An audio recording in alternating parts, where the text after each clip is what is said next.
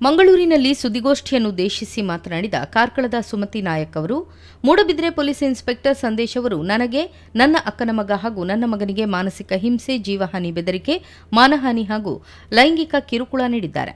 ಸದ್ಯ ಅಮಾನತಿನಲ್ಲಿರುವ ಇನ್ಸ್ಪೆಕ್ಟರ್ ಸಂದೇಶ್ ಅವರನ್ನು ಬಂಧಿಸಿ ತನಿಖೆಗೆ ಒಳಪಡಿಸಬೇಕು ಎಂದು ಆಗ್ರಹಿಸಿದರು. ಸಹೋದರಿ ಪ್ರಫುಲ್ಲ ಅವರ ಸಹಕಾರದಿಂದ ನಮ್ಮ ವಿರುದ್ಧ ಸುಳ್ಳು ಪ್ರಕರಣ ದಾಖಲಿಸಲಾಗಿದೆ.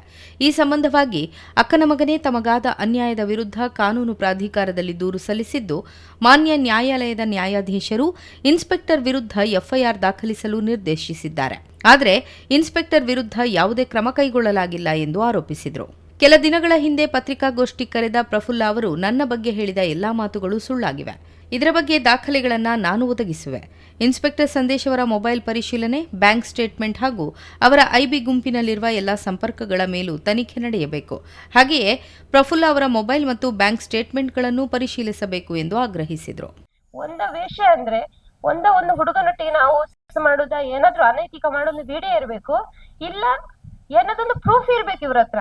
ವಿಡಿಯೋ ತರ ಇದು ಯಾವುದೂ ಇಲ್ಲ ಅಂದ್ರೆ ಮಾಧ್ಯಮ ಮಿತ್ರದವ್ರದ್ದು ಇದು ಟೈಮ್ ವೇಸ್ಟ್ ಮಾಡುದಾ, ಅಲ್ಲ ತನ್ನ ಬಾಯಿಗೆ ಬಂದಾಗೆ ಮಾತಾಡುದಾ, ಅಲ್ಲ ಇನ್ಸ್ಪೆಕ್ಟರ್ ಬಚಾವ್ ಮಾಡೋ ಹುನ್ನಾರನ, ಅಲ್ಲ ಇನ್ಸ್ಪೆಕ್ಟರ್ ಏನು ತಲೆಗೆ ಅವ್ರಿಗೂ ಹಳದಿ ರೋಗದವರು ಆತರ ಇವ್ರಿಗೂ ಹಳದಿ ರೋಗನ ಕಲ್ಪಿಸಿಕೊಟ್ಟಿದಾರ. ಇದು ಸತ್ಯಾಂಶ ಹೊರ ಬರ್ಬೇಕು. ನಮ್ಮ ಅಕ್ಕನ ಹತ್ರ ನೀವು ಕೇಳ್ಬೇಕು. ಇನ್ನೊಂದೇನು ತಮಿಳ್ನಾಡು ಅಂತಾಳೆ ಅವಳು, ನಾಳೆ ಹೇಳ್ತಾಳೆ ಡಿಲ್ಲಿಯಲ್ಲಿ ಅಂತಾಳೆ, ಇನ್ನೊಂದ್ಸಲ ಹೇಳ್ತಾಳೆ ಫಾರಿನ್ ಅಂತಾಳೆ. ಅಂದ್ರೆ ಅವಳ ಮಾತಿಗೆ ಅವಳಿಗೆ ಸ್ಪಷ್ಟ ಇದಿಲ್ಲ. ತಮಿಳ್ನಾಡಾದ್ರೆ ತಮಿಳ್ನಾಡಿದು ಪ್ರೂಫ್ ಕೊಡ್ಬೇಕಿತ್ತು. ನಾನೆಲ್ಲೋ ಹುಡುಕಿದೆ, ನನಗೆ ತಮಿಳ್ನಾಡು ಅಂದ್ರೆ ಒಂದೊಂದು ಪ್ಲೇಸ್ ಇರ್ಬೋದು, ನಾನು ಹುಡುಕಿದೆ, ನನ್ಗೆ ಎಲ್ಲೂ ಸಿಕ್ಕಿಲ್ಲ. ಅಂದ್ರೆ ನನ್ನ ಗಮನಕ್ಕೆ ಬರದೇ ಏನಾದ್ರು ಕೇಸ್ ಇದೆಯಾ ಅಂತ ನೋಡ್ಲಿಕ್ಕೆ ನಾನು ಹುಡುಕಿದ್ದು ಸಿಗ್ಲಿಲ್ಲ. ಇನ್ನೊಂದು ನಮ್ಮ ಅಕ್ಕನ ವಿಷಯದಲ್ಲಿ ನಾನೇ ಹೇಳ್ತೀನಿ. ನನ್ನ ಅಕ್ಕನಿಗೆ ನನಗಿಂದ ಅವಳು 6 ವರ್ಷದ ಡಿಫರೆನ್ಸ್ ಇದೆ. ನನ್ಗೆ ಅವಳು ಅಕ್ಕ 6 ವರ್ಷ ಡಿಫರೆನ್ಸ್. ಅವಳಿಗೆ ಇವತ್ತಿಗೂ ಡೇಟ್ ಆಫ್ ಬರ್ತ್ 1 ವರ್ಷ ಡಿಫರೆನ್ಸ್ ತರ ತೋರಿಸ್ತಿದ್ದಾಳೆ. ನನ್ನ ಐಡಿಯನ್ನು ಅವಳು ಯೂಸ್ ಮಾಡಿದ್ದಾಳೆ. ನಂಗೆ 2005 ಮದುವೆ ಆಗಿ ನನ್ನ ಗಂಡನ ಮನೆಗೆ ಹೋಗಿದ್ದೀನಿ. ಅವಳು 7th ಸ್ಟ್ಯಾಂಡರ್ಡ್ ಓದಿದವಳ ಹತ್ರ ಐಡಿನೇ ಇಲ್ಲ. ನನ್ನ ಐಡಿ ನನ್ನ ಮನೆಯಲ್ಲಿ ಇತ್ತು. ನನ್ನ ಐಡಿಯನ್ನು ಯೂಸ್ ಮಾಡಿ ಎಲ್ಲ ಸುತ್ತಾಡಕ್ ಹೋಗಿದ್ದಾಳ ಗೊತ್ತಿಲ್ಲ.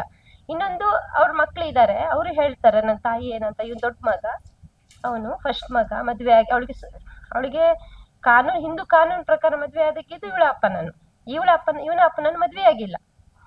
ಆ ಅಪ್ಪನ ಮದ್ವೆಯಾಗ ನಾವು ಮದ್ವೆಯಾಗಿ ಮಾಡಿ ಕೊಟ್ಟಿದ್ದು, ನಮ್ಗೆ ಆ ಮಗು ನಾವು ಸಾಕಿದ್ವಿ. ಆಮೇಲೆ ಇವ್ರ ಜೊತೆ ಹೋದ್ರು. ನಾವು ಹೇಳ್ಬಾರ್ದು ನಮ್ಮ ಅಕ್ಕ ರಿಲೇಷನ್ ಲಿವಿಂಗ್ ಟುಗೆದರ್ ಅಂತ ಇಟ್ಕೊಳ್ಳೋಣ ಅವ್ರ ಲೈಫ್.